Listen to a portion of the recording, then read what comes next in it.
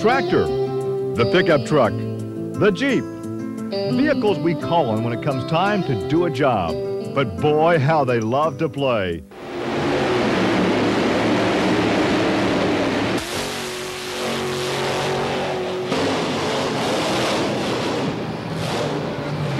These mainstays of the military and the farm have dusted off their work duds to become stars in the world of motorsports. So strap up for a ride on the wild side. It's time to shake, battle, and roll.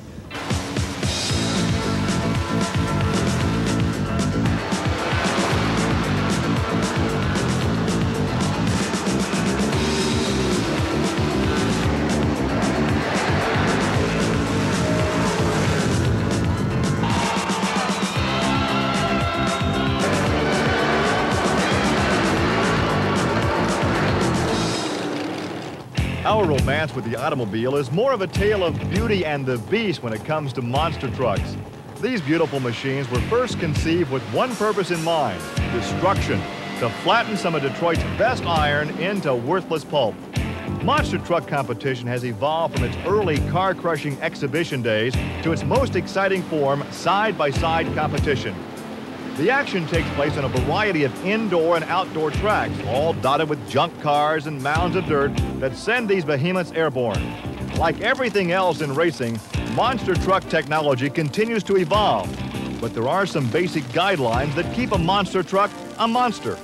First, these trucks must race on monster tires that stand 66 inches high and 43 inches wide. Inflated at 6 to 10 pounds of pressure per square inch, they weigh 1,000 pounds apiece.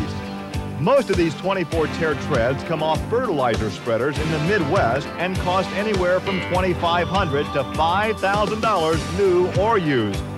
Racing engines, some blown and injected, some running alcohol, generate well over 1,000 horsepower in most of these trucks.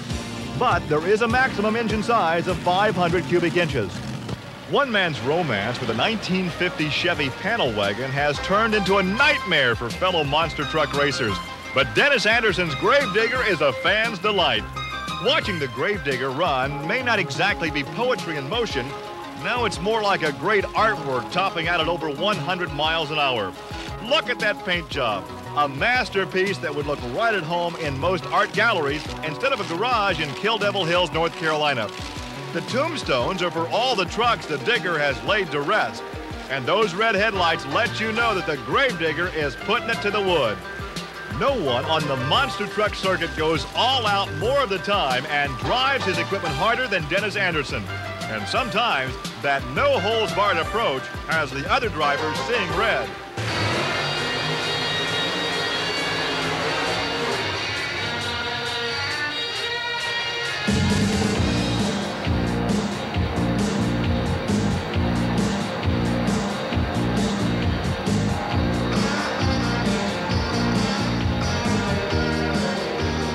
This is 1990 Renegade monster truck racing, isn't it? That's right. If you can't beat them, you got to kill them, I guess.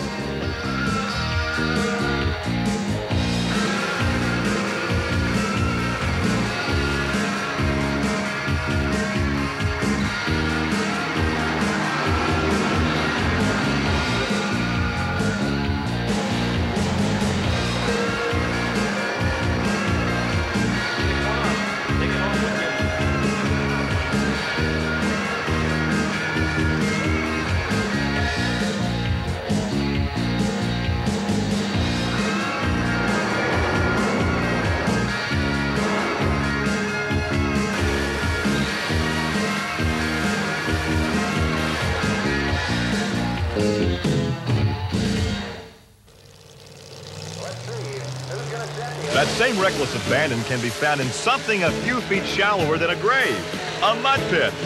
As a kid, what could be more fun than playing in the mud? Well, some grown-ups who still enjoy running through the mud compete in a sport that combines speed and slime.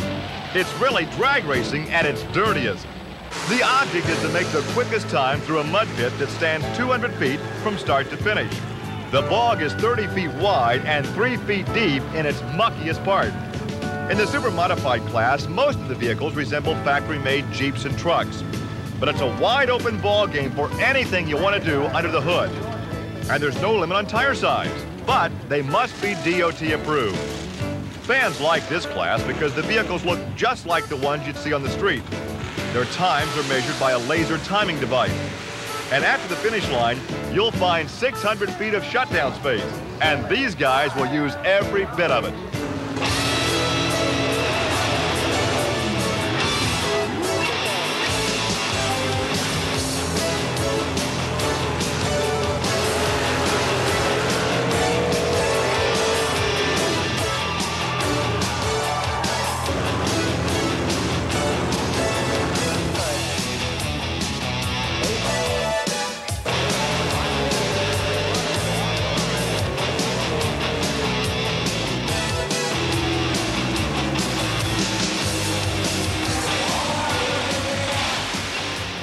One of the wildest rides in the monster truck circuit is Awesome Kong. Now, in monster truck racing, everybody's got their own idea of building the perfect truck. And in Texas, bigger usually means better. But smack dab in the heart of the Lone Star State, the folks who created Awesome Kong figured less was the way to go. The most famous pickup truck in the state of Texas is a stripped-down Chevrolet with a body that sits only 44 inches wide. Now that's the width of a monster truck tire. This bare-bones racing machine has just enough room for the driver and the roll cage. The engine is mounted in the truck bed, and that's one thing Jeff Dane, Awesome Kong's creator, didn't lighten up on. Renowned engine builder Jerry Janke created the motor that powers Awesome Kong, a Chevy big block 496 cranking out around 1,000 horsepower. With less sheet metal than most, Awesome Kong is a driver's dream as far as seeing the track and his opponent during a race. And maybe that's just one reason why this Chevy has such a good view of the finish line most of the time.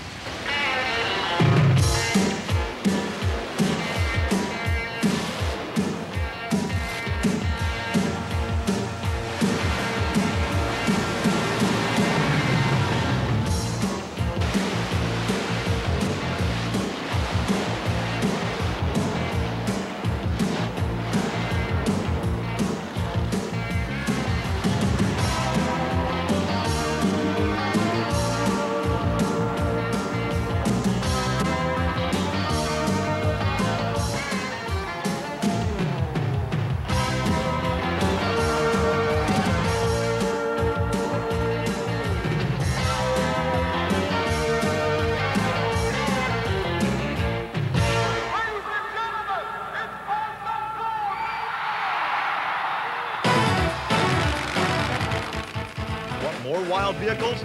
No sport offers a greater variety than tractor pulling. Tractor pulling is often referred to as the most powerful sport on earth. Massive racing engines generate thousands of horsepower. But the sport of pulling is not about speed, it's power. All those horses are harnessed to build raw power to get an object weighing thousands of pounds down a track. We're talking the ultimate in heavy machinery here. There are several classes in pulling: the 7,200-pound multiple engine tractors, the 5,800-pound class, which is a smaller version of the 7,200, modified four-wheel drive trucks, which resemble trucks you and I see on the streets, and perhaps the most competitive class in the sport, the two-wheel drive. No class in all of pulling has more diversity than the two-wheel drives. It's the funny car class of tractor pulling. You've got Chevy El Caminos, Ford Thunderbirds, pickup trucks, a Model T, and even a 1908 Chevy panel van. Most of the engines you'll find in the class are supercharged, alcohol-burning, big block V8. There are no cubic inch limitations. There is, however, a 6,200-pound weight limit. That's for the driver in the cockpit. The most important thing in the two-wheel drive class is the proper weight distribution. The rear wheels do the pulling, but getting the weight right on the front end is one of the most critical aspects of the class. If there's not enough weight there, the front end will do a wheel stand. The more the front end is up in the air, the less momentum to the rear wheels. Ideally, you want enough weight at the front of the vehicle to keep the nose about 12 inches off the ground. You also need the right amount of weight in the back for the best traction possible. Getting a two-wheel drive off the starting line is like driving a car out of a snowbank. You need a nice touch on the throttle coming out of the hole. That's why all the pullers use hand throttle, like on a farm tractor. As far as steering goes, well, the front wheels are up in the air, so it's mostly handled by the brakes. The dirt and the track vary from event to event, and on tracks that are looser, you might want to use a slower gear and have more weight in the back for the tires to hook up. On a harder track, the exact opposite would apply. Pulling appears to be a very technical and complex undertaking, but the object of the sport is simple. It's basically to see who can pull the sled the greatest distance. And here now is a look at some of those who do it best in the two-wheel drive class. Veteran drag racer and engine builder Jim Lyons out of Louisville, Kentucky in his '89 GMC Stitches Also.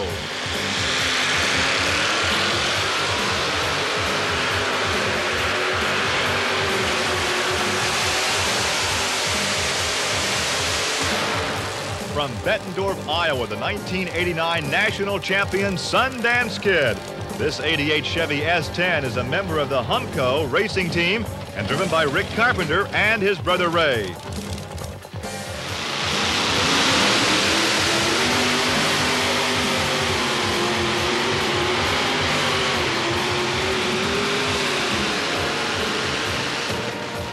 The 1989 runner-up, a farmer and owner of a trucking business, Ken Lamont out of Crossville, Illinois, in his '88 Chevy El Camino Midnight Express.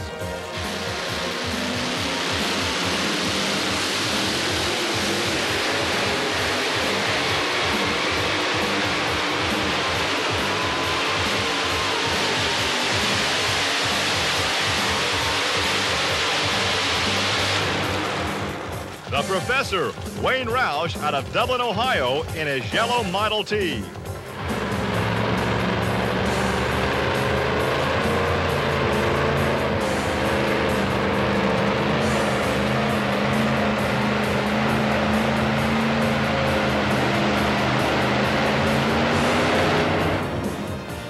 The 1988 national champion out of Warrenton, Georgia, Mike Stowe in his '89 Ford pickup, Bad Dog.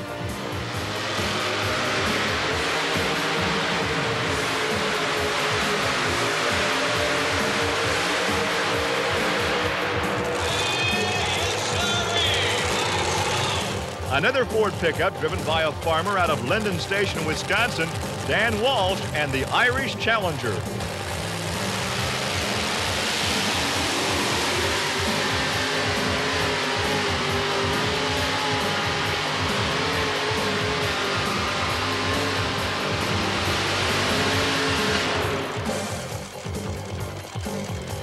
Engine and chassis builder Bill Humphrey in his '89 Chevy Spike.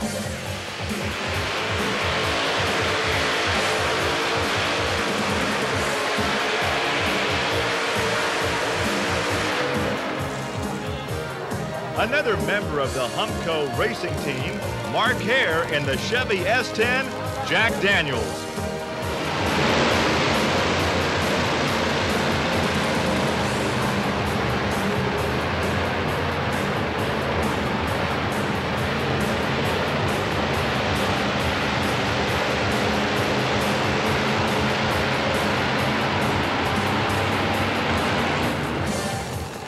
Veteran John Heilman out of Rockford, Ohio in his '88 Thunderbird, the Levi Garrett Golden Thunder.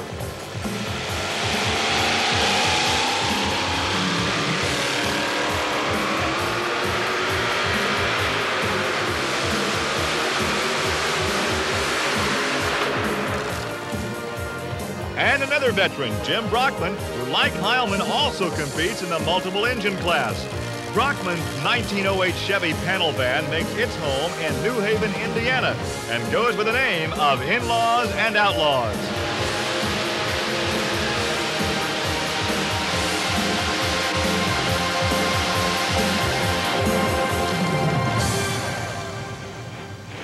When monster trucks were first conceived, they didn't have to be light or fast when their only purpose was to crush cars. But all that changed once these trucks started racing. Most of today's monster trucks have lightened up. They now weigh between 10 and 12,000 pounds. And the power they now possess creates some serious hang time. But landing is where most races are won and lost. An indoor monster truck race is run in under 5 seconds. So you can see there is no room for error. Tremendous tire speed landing on a crumpled body of a Chrysler does not exactly make for smooth sailing. So today's monster trucks must combine suspension and horsepower in order to be competitive. One truck blending speed and agility better than most is the Equalizer from the volunteer state of Tennessee. Truck owner Gary Cook likes to think of the Equalizer as more of a giant stock car than a monster truck. This 1985 Chevy S10 can not only hammer out about 1,250 horsepower, but is also equipped with racing suspension. Double coil overshocks that measure some 55 inches with adjustable 4-link suspension can absorb almost 2 feet of travel. Minimizing the bounce and maximizing speed are two reasons why the Equalizer captured the 1989 Monster Truck World Championship. And this package of raw horsepower and racing suspension is one reason why the Equalizer has the advantage over most of the monster trucks.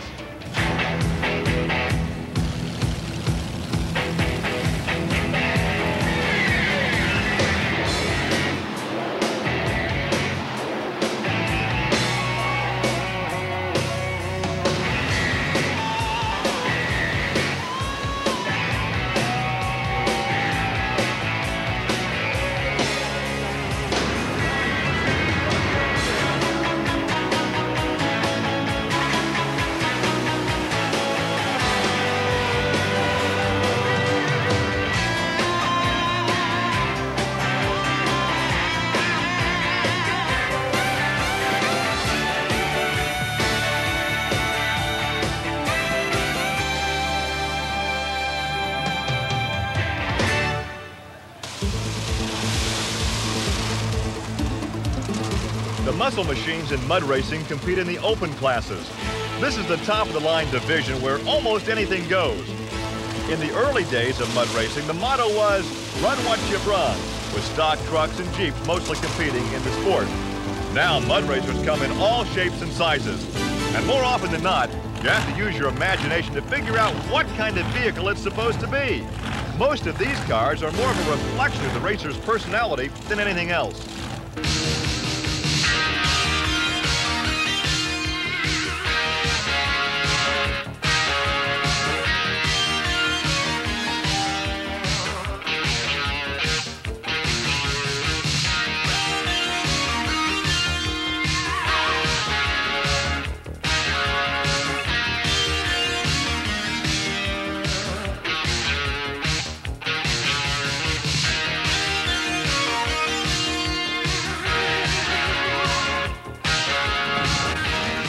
That's especially true in the two-wheel drive open class where all bodies and frames are custom built.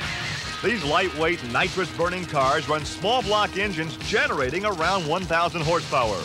Rocket sleds and wheels-up action are the order of the day in this class.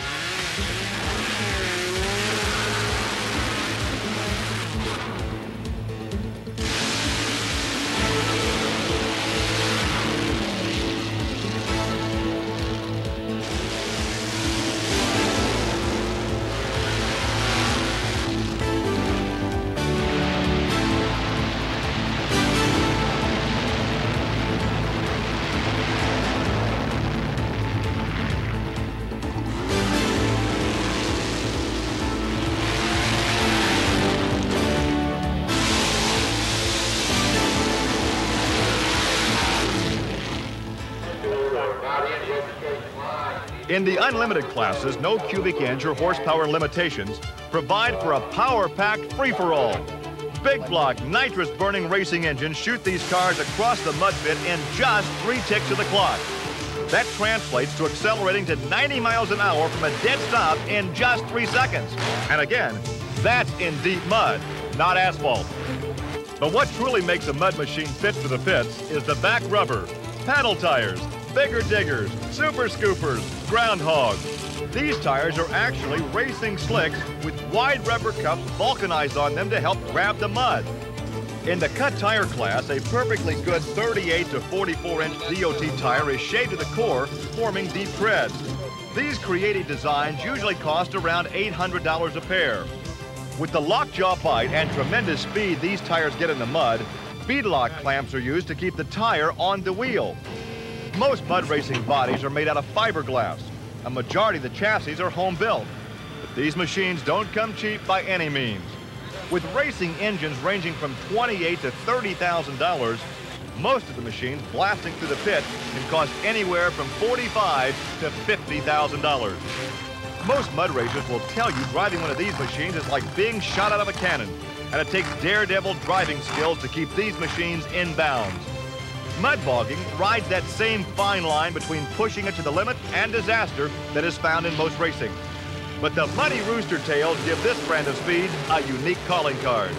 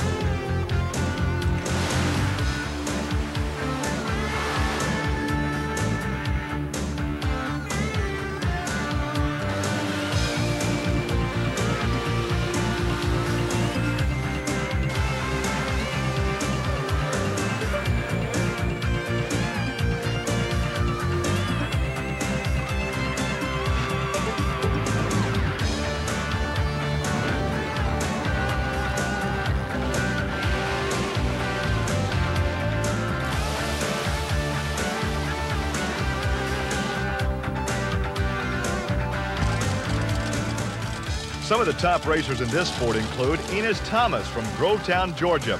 Enos was the 1989 national champion. He and his son Mike, another former national champ, race a team of Chevys, the Mad Max, a rail with a 615 cubic inch nitrous burning motor, and a powerful fleet of Corvettes, the Heartbeat of America 1 and Heartbeat 2 and Murphy's Law.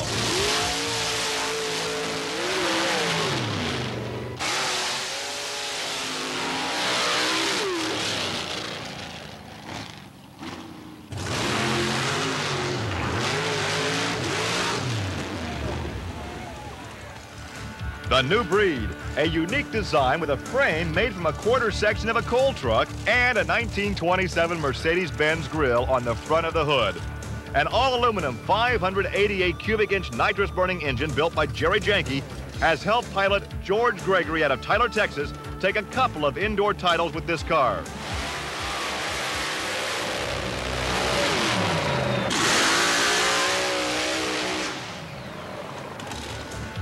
The Mud Muscle, built and driven by Buster Smith out of Marietta, Georgia, is one of the few mud racers who gets his horsepower without running nitrous. This 1927 Peyton Roadster sports a 550 cubic inch Chevy engine with Pontiac heads and a 2-speed Lenco transmission with a slipper clutch for better takeoff.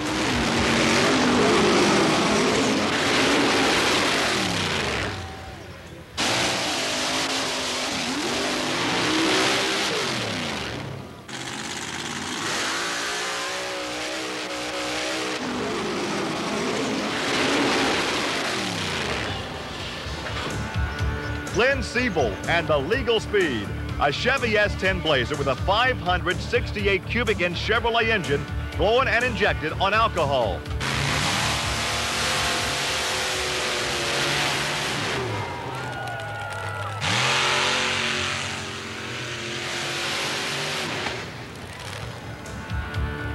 Joe Kinzer's Bad Agent, one of the wildest runners on the circuit. This black Corvette funny car was built from the ground up by JoJo.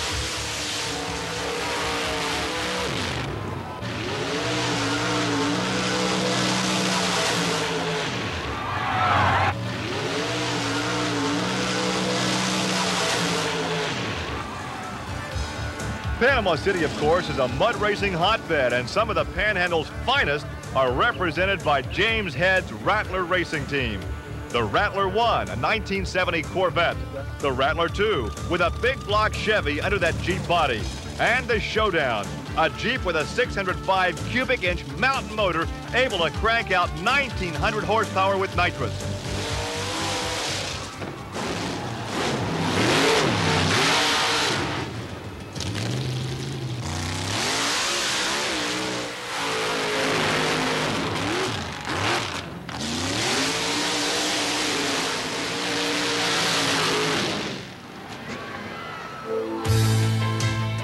Great sporting events take place on great playing surfaces, and in mud racing, it's no exception. The field of battle here, of course, is the mud pit. While it might not be center court at Wimbledon or the 12th hole at Augusta, the mud pit, like any other hallowed ground of sport, must be nurtured and maintained with the utmost care. Now, mud is not just mud when it comes to racing. And the man responsible for getting the quagmire to its appropriate gooey texture is the mud maintenance man, or more commonly referred to as the mud puppy. Dana Watson is the mud puppy at Coweta Raceway just south of Atlanta. Here he is testing the playing field's consistency. That's beautiful. Once his batch is ready for racing, it of course needs to be kept up during the event. Well, after the first two classes, the ruts get real deep out here and the other trucks are faster. So what we have to do is get the pole and pull it through the hole and get some angle on it and push the mud back into the ruts where it'd be a lot safer for the other trucks to run on. Best thing to do is just try to get it as smooth as you can where the trucks won't be hitting ruts and stuff to turn over and stuff like that. A mud puppy must be a man with mud in his blood because during the event he spends more time there than any of the racers. Here's a shake, battle, and roll salute to one of the true unsung heroes in all of racing, the mud puppy.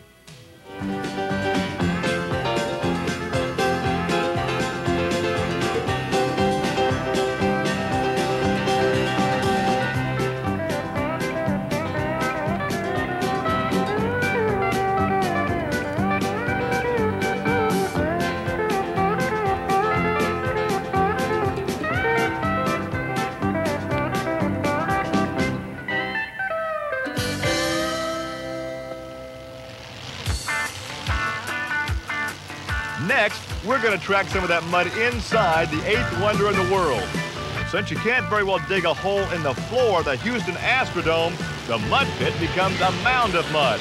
But this soupy quagmire still offers the same slimy resistance when it comes to bogging down most vehicles, especially those on three wheels.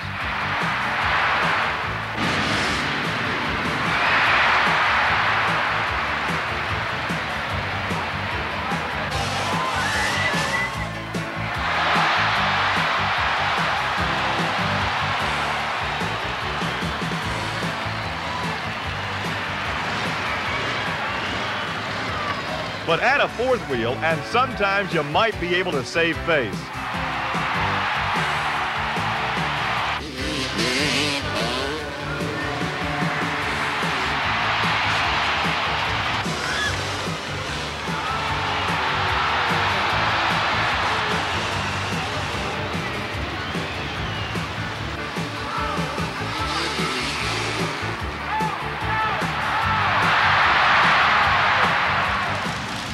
Once the tricycles are put away, the big boys like to come out and play, with the action indoors still providing the same slimy thrills.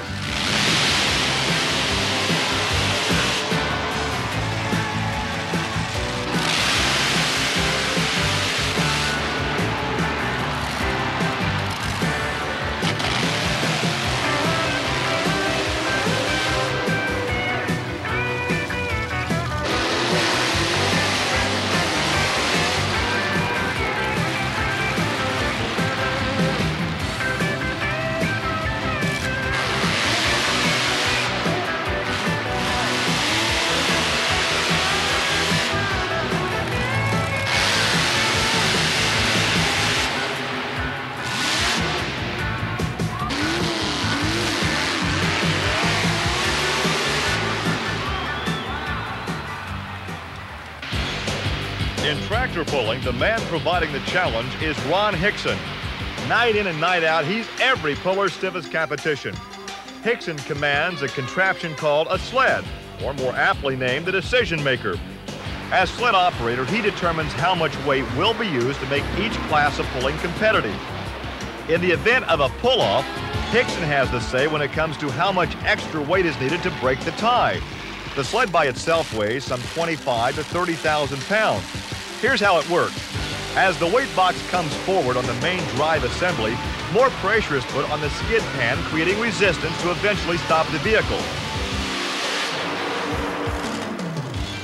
In the four-wheel drive class, some 15,000 pounds of lead are loaded in the weight box, around 20,000 pounds for the two-wheel drives, and 25,000 pounds for the most powerful class in pulling, the 7,200-pound multiple-engine tractors. No vehicle shakes, battles, and rolls with more thunder than these engineering marvels. Every puller's got his own idea of the perfect tractor, and variation is the name of the game when it comes to engine configuration. Engines come in all shapes and sizes. A single 600 cubic inch Arias aluminum racing engine delivering over 1,500 horsepower can cost anywhere from $27,000 to $30,000 apiece. Some tractors will run 3 of these, generating as much horsepower as possible, while others will compete with 4 less expensive cast iron Chevy big blocks and get comparable power. But the total combined engine displacement may not exceed 2,100 cubic inches. How all these engines are tied together is a very complex matter. Some are actually bolted crank to crank. Others may act as independent power sources. The drive shafts harness the power from the various engine combinations to a gearbox which centers all the power to the back tires. A multiple engine tractor can run anywhere from $90,000 to well over $100,000. But this is not a sport where the most expensive vehicles always dominate. Just as in any form of automotive competition, driving skill and mastering the track conditions come largely into play. And here now is a look at some of those who are best at handling the reins of these muscle machines. 12-time national champion out of Princeton, Indiana, Tim Engler in his Chevy-powered Mission Impossible.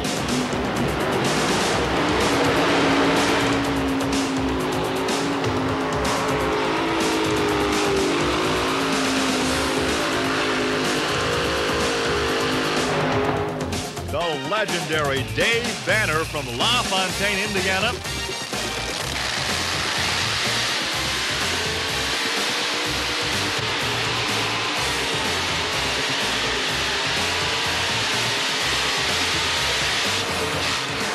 Mike Piper, a grain farmer from Mount Vernon, Illinois, in the Arias-powered Just Add Dirt.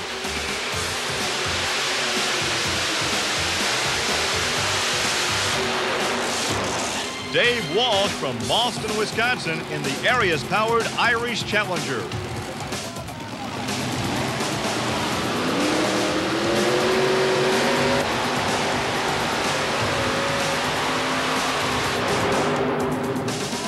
Paul Norman from Charlotte, North Carolina, in the Arias-powered War Wagon.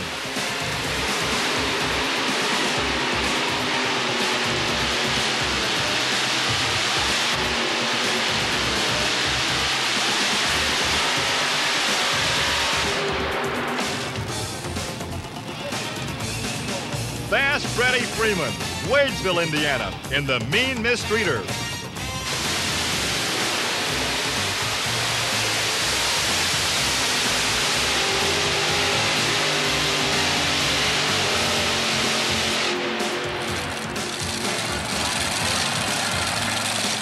Pat Friels, Island, Kentucky, in the Chevy-powered Dollar Devil.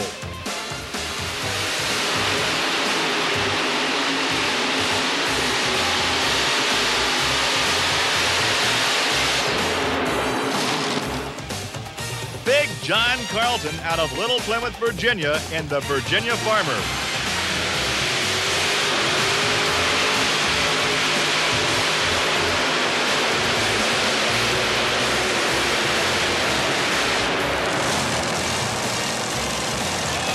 John Heilman in the Levi Garrett machine.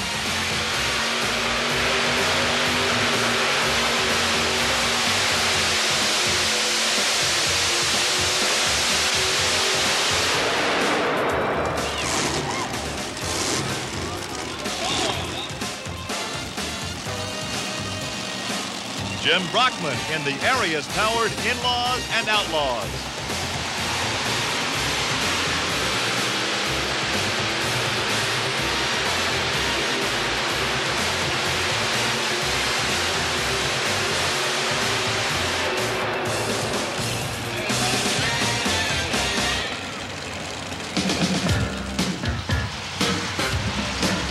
One of the trucks that shakes, battles, and rolls with the best of them is a Chevy from Minnesota, USA 1.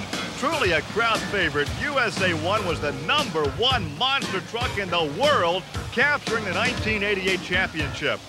This Silverado pickup with 572 cubic inches of Chevy might under the hood hammers out up to 1,600 horsepower.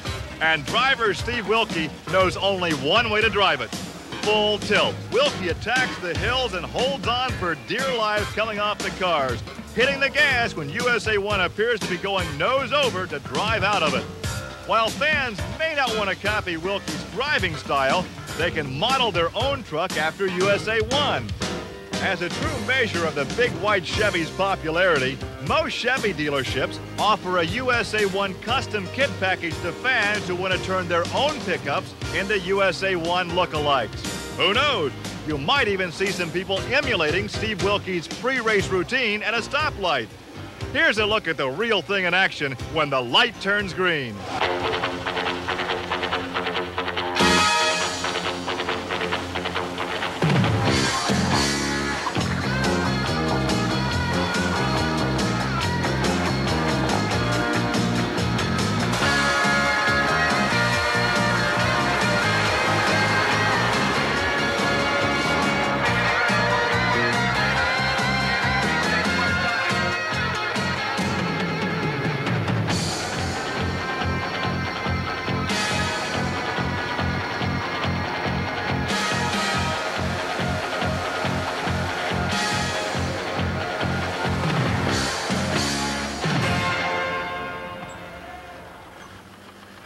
Another one of our shake, battle, and roll unsung heroes is the track builder. Now, it may not be as difficult as designing a golf course, but constructing a monster track does have its own tricks. First, you must select the proper types of cars to be crushed. Not just any make or model will do. Generally speaking, foreign cars are just not long enough for monster truck tires. What you need are good old full-size American models. Pick up these heaps from a local junkyard for about $100 a piece. Remove the glass, take out the batteries and gas tanks, and add some hay bales and old tires to these one-time family sedans, and you're ready for racing.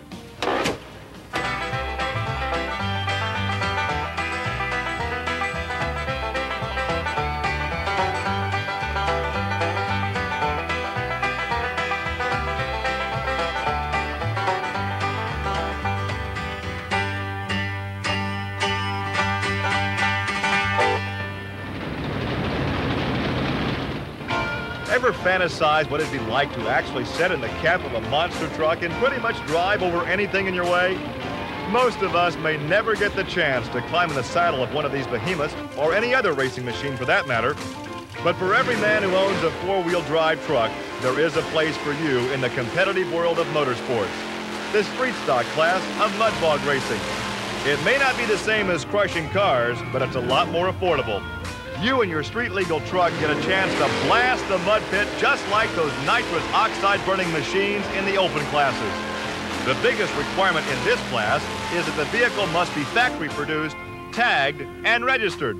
Aside from aluminum manifolds and headers, there's not much else you can do to the engine. And tire height may not exceed 44 inches. The street stock class has taken the off-road craze and transformed it into a form of competition. For most of the racers, this is their idea of a Sunday drive.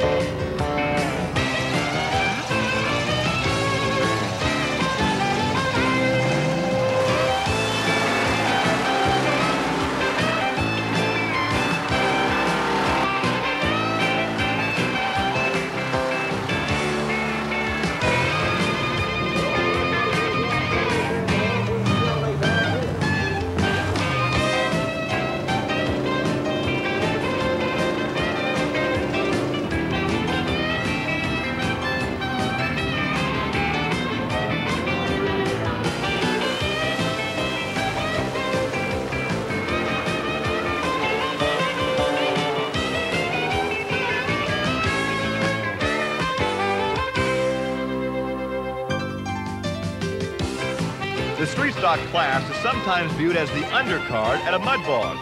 Well, if that's the case, then as we've just seen, waiting for the main event can be a lot of fun.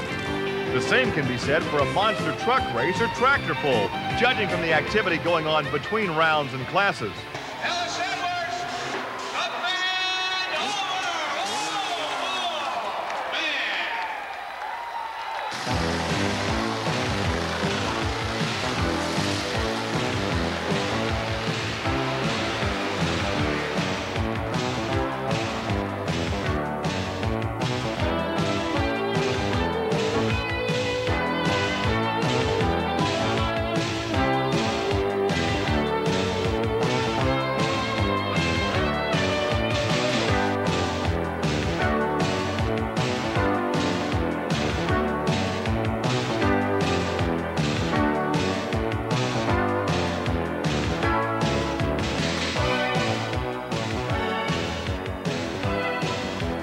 At the Houston Astrodome, their annual monster truck and tractor pull show begins with the parade of trucks, a salute to the iron horse of the working man.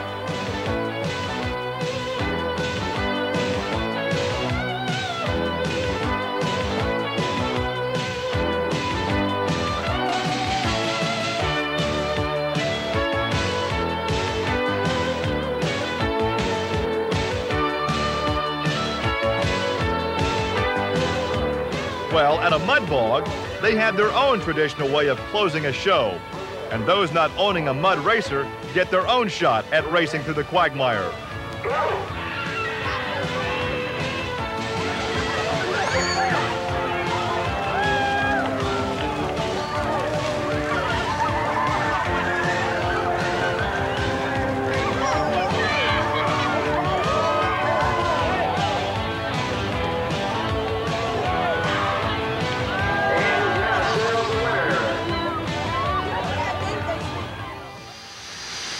One of the more entertaining classes in pulling is the 5,800-pound modified tractors.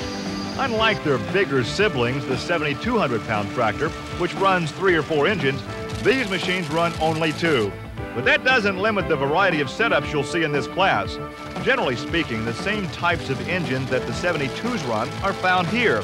Supercharged, alcohol-burning big block Chevys and aluminum block Arias V8s with no cubic inch limitations. Each engine generates around 1,500 horsepower. Some are mounted crank to crank, some independently. The frames are smaller, so the driver appears to sit a little higher in the saddle. Maybe that's one of the reasons these machines seem to have a little more personality. As we see here on Eddie Govro's Blue Ox, 2 engines just don't leave much room for a hood ornament. But try finding a blower like this in your hometown. Those machines, less ornate, have names that more than make up for it.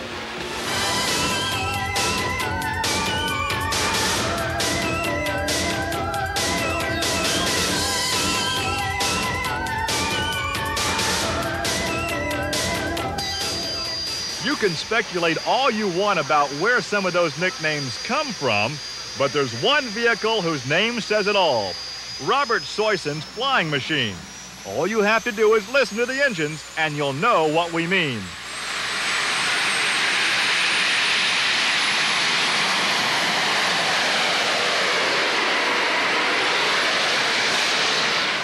That's the sound of 2 T-53 Lycoming helicopter engines. These stock turbines are harnessed to a gearbox which then transfers the power to the drive shafts which power the rear end. But the Flying Machine isn't the only crowd pleaser in this class. Here's a look at some of the other stars who shake, battle, and roll in the 5,800-pound modified tractor class. Ron Headley from Fairfield, Ohio in Betty's Headache.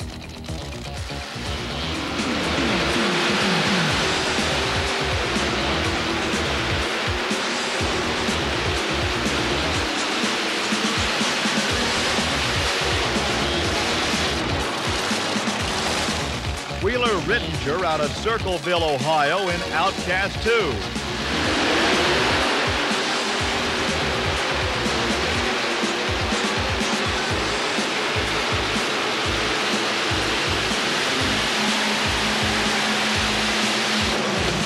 Jerry Forenash, Keota, Iowa, he drives Lurch.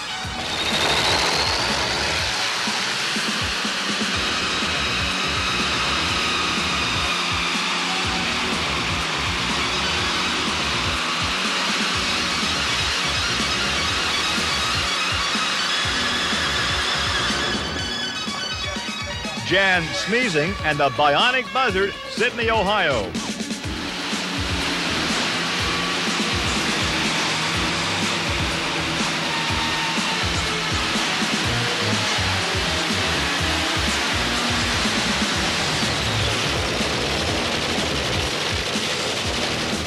Bob Chickering in the Inch Pincher 3, Bloomfield, Iowa.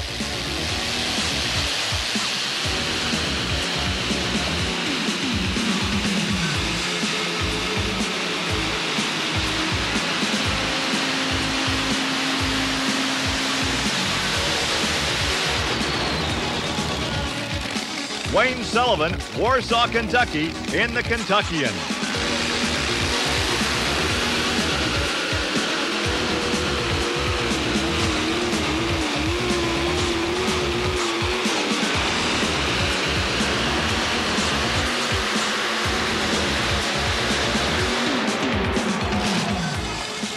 Ken Popham in the Outlaw from Floresville, Texas.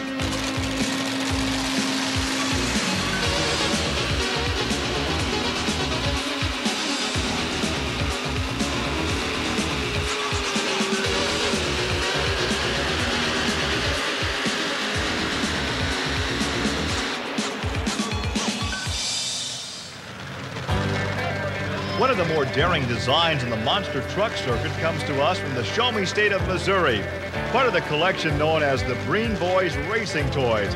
Mad Dog is a truck built for a man who likes to feel the wind in his face. It's the closest thing you'll find to a convertible monster truck. All that keeps driver Bob Breen from racing in an open cockpit is a full steel roll cage complete with a little wing on top. It's more for show than anything else.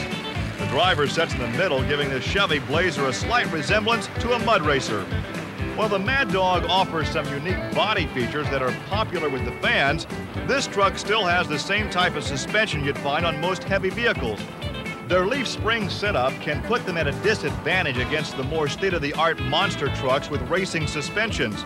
But that's just what these good old country boys from Jefferson City, Missouri would like to have you believe. The Breen Boys' battle cry is make it or break it. And that caution to the wind approach has put many a competitor on the trailer.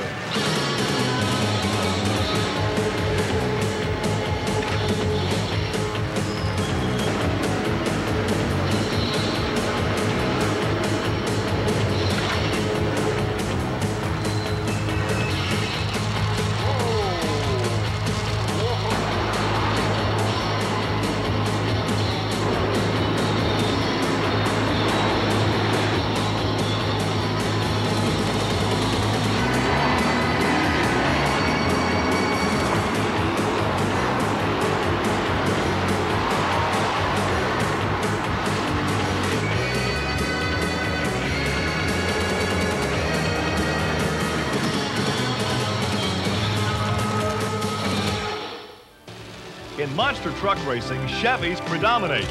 And two of the heartbeat of America's finest are the Carolina Crusher and Nightlife. Gary Porter's Carolina Crusher is one of the most consistent runners in the monster truck circuit. Consistent because this sturdy, long wheelbase Chevy weighing well over 12,000 pounds rarely breaks. Porter was the runner-up to the national champion Equalizer in 1989, due in large part to his strong showing in the Summer Outdoor Series. And the Carolina native will be the first to admit he prefers racing out in the fresh air to indoor arenas. I like running outdoors better because there's room for a mistake, and if a truck has an advantage over you, have room to run down and catch them. We're in here, one mistake, you're a history, and there's no room to run them down and catch them, at the finish line. It's all over more or less at the starting line. But even indoors, no one seems to compare when it comes to getting air. 468 cubic inches of Chevy power is sent skyward by the dirt ramps that serve as a launching pad for the Carolina Crusher. Now, most monster trucks have automatic transmission. The Carolina Crusher runs a Turbo 400, the same kind you can buy in a Chevy truck. But after several modifications, Gary Porter ends up with what he calls a manual automatic that he has to shift during a race. We call it having your hands full with over 6 tons of racing power.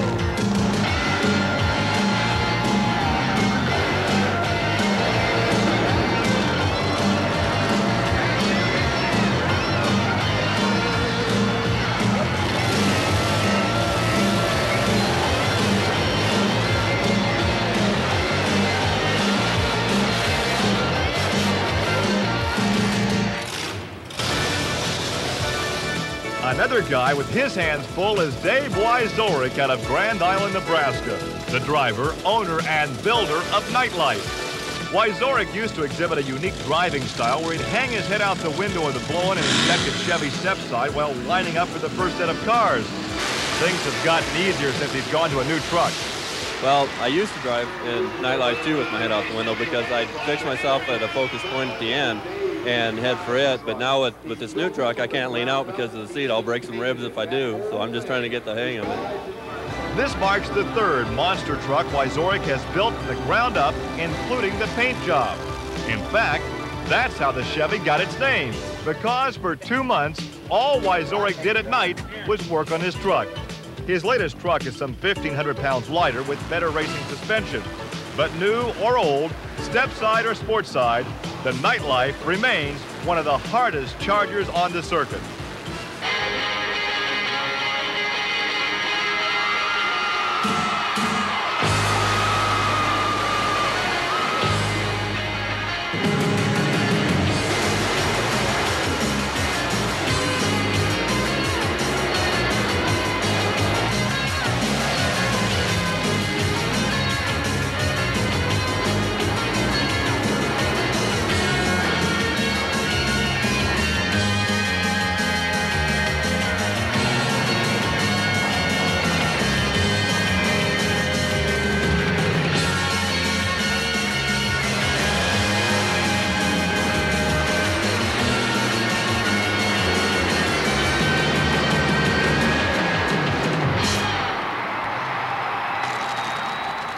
One of the most popular classes in pulling is the modified four-wheel drives. Many fans are truck owners themselves, and the 4x4s closely resemble the pickups parked in their driveways. Back when this class first got started, many of the pullers brought their own four-wheel drives from home to compete. Now, underneath those factory-looking bodies are big block racing engines and custom frames and chassis made from aircraft aluminum. The engines are limited to 750 cubic inches and must be naturally aspirated. Weight distribution is not as critical here as in the other pulling classes, but strong chassis and drivetrains are a must. The idea is to get as much weight to all four tires as possible. Very little is needed in the back because the sled weighing some 50,000 pounds holds the rear end down. But up front, engines are moved as far forward as possible within the rules, and massive amounts of weights are hung off the end. Compared to other classes in pulling, the 4x4s are relatively inexpensive to build and maintain. Competition is no less fierce. It can best be described as Battle of the Brands. Now, truck owners can be a fiercely loyal group, and in this class, they get a chance to cheer for their favorite make and model: Ford, Chevy, Dodge, GMC. Shake, Battle, and Roll takes a look at some of those who best represent these great truck manufacturers. Tommy Holman out of Wayne, Ohio in the Dodge Saturday Night Driller.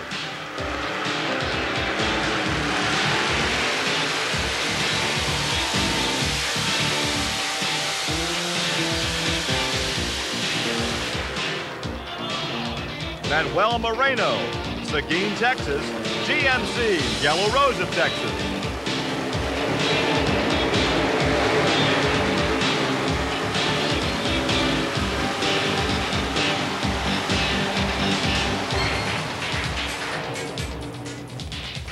Miramar, Florida's Glenn Davis, Mr. Sparkle, Chevrolet.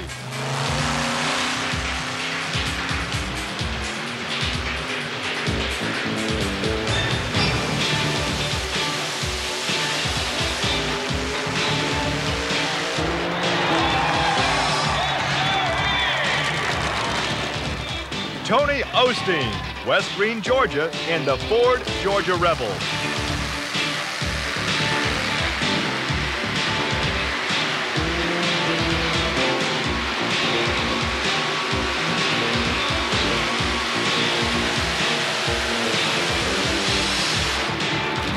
Donnie Sanders Chevy, the Tennessean out of Nashville.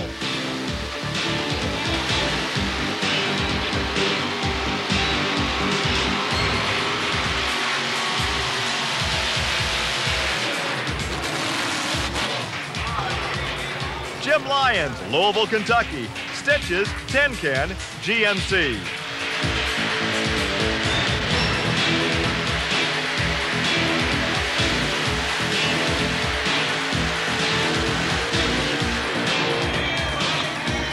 Howard Lewis in his Chevy High Roller.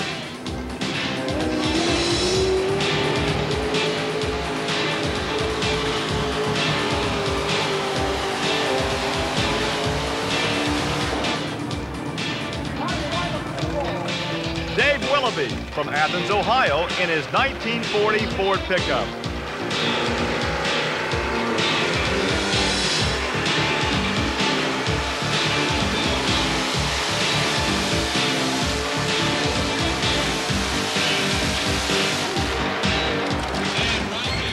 Robert Gallahan in the 1990 Ford out of Manassas, Virginia.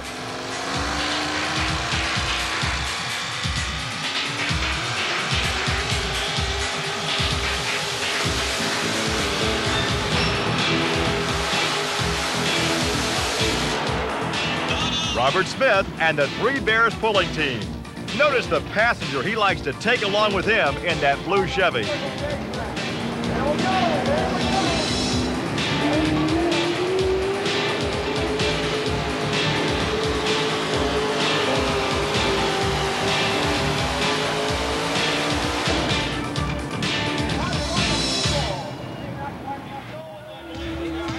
Many drivers like USA 1 Steve Wilkie first started out as mechanics before piloting these vehicles. Others like Carolina Crushers Gary Porter, the Gravediggers Dennis Anderson, and Dave Wyzorek of Nightlife build and maintain their own trucks. These men know better than anyone the enormous amount of work and money it takes to build and keep these machines running. To start with, months, even years go into constructing one of these racing giants. Price tags range anywhere from $80,000 to $200,000. Even though it takes only about 5 seconds to run your average indoor monster truck race, the amount of stress put on the driver and truck is incredible. Monster truck racing is sometimes described as a planned accident. Well over 1,000 horsepower spinning huge tires into a bunch of rusty iron is no one's idea of a Sunday drive. When a monster truck actually lands on the junk cars, what it amounts to is a head-on collision at 30 miles an hour. Drivers suit up with every type of safety gear possible, but they're still tossed around like rag dolls. The only thing taking more of a beating is the truck, where an average weekend of racing can cost well over $5,000 in repairs alone. In tractor pulling, the chauffeur doesn't take anywhere near the beating, but the heat a single or a group of engines can build up during a pull is so great, many tractors can make no more than 2 runs a night before running the risk of frying a $20,000 motor. As we mentioned earlier, driving a mud racer is like being shot out of a cannon. The tremendous horsepower launching these machines will actually flex the chassis. As they say, that's racing. And sometimes you're left shaking when the battle costs you a roll of cash.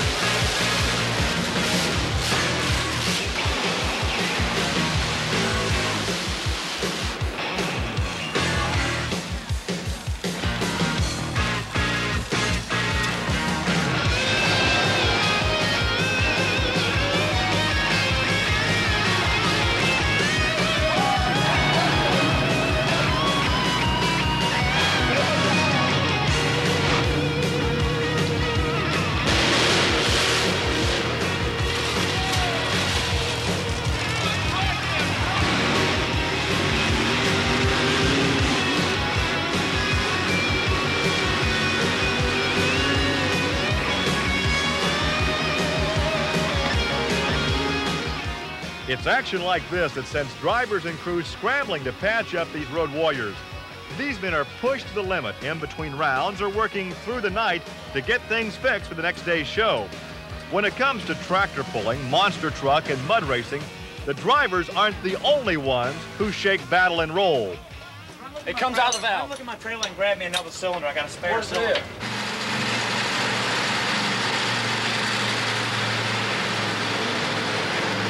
Get it up here and knock it down. Oh, you gotta stop. While the level of competition is high, so too is the degree of sportsmanship. Drivers helping drivers to keep these vehicles running is a long-standing practice in these relatively new sports. And that family spirit of pitching in is taken even a step further on one pulling team, where a crew member is not only a part of the family, but the puller's wife. As crew chief for Mike Piper's Just Add Dirt, wife Barb not only offers him technical advice, but some moral support as well. In many ways, that's what these sports are all about, an activity the whole family can enjoy. The competition may not always be clean, but most of the time it's good, exciting fun, even if it is a little on the loud side. Trucks and tractor fans are both young and old. You never know who's dragging who to the show. The parent, who's the proud owner of a truck, or the kid who wears his favorite monster truck t-shirt. Whatever the case may be, both young and old love to get up and go when it comes time to shake, battle, and roll in their hometown.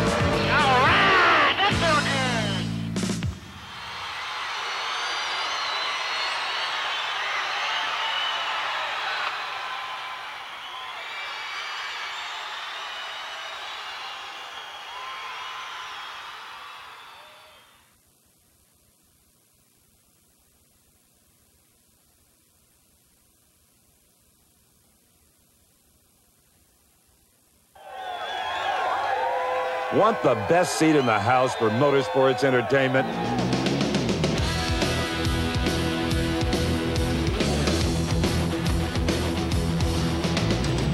Then Diamond P Sports is your ticket for excitement. With over 30 spectacular titles from which to choose in the growing Diamond P inventory, you can build a home video library of your favorite motorsports action that you'll enjoy for years to come. For the drag racing enthusiast, Diamond P annually presents the entire NHRA Championship season in review. You get all the dramatic action as the best drivers chase the elusive NHRA Championship crowns. For an exciting and comprehensive look at recent drag racing history, there's Decade of Thrills 1 and 2, examining the most chilling, agonizing, and emotion-filled moments of the 70s and 80s. Funny car fans can't get enough of Fabulous Floppers 1 and 2. While the sound and excitement of Pro Stocks takes the stage in Hot Rods from Detroit. Interested in personalities? Well, Diamond P presents these legends in Garlits 1 and 2, Don Prudhomme, and Shirley. If it's monster trucks, mud racing, and tractor pulling that cranks you up, then Shake, Battle, and Roll and Shake, Battle, and Roll 2 are for you. For sprint car fans, the unpredictable winged World of Outlaws are featured at the famed Knoxville Nationals. Beginning with Knoxville 87, you can get the entire collection of annual mayhem. And fasten your seatbelt for a treacherous journey up, over, and off-road takes you from the Baja Desert to outrageous stadium racing in a decade of off-road thrills. Plus, don't forget about Supercross. It's an aerial dogfight for these two-wheel warriors as they fuel the intensity for the flight to the finish.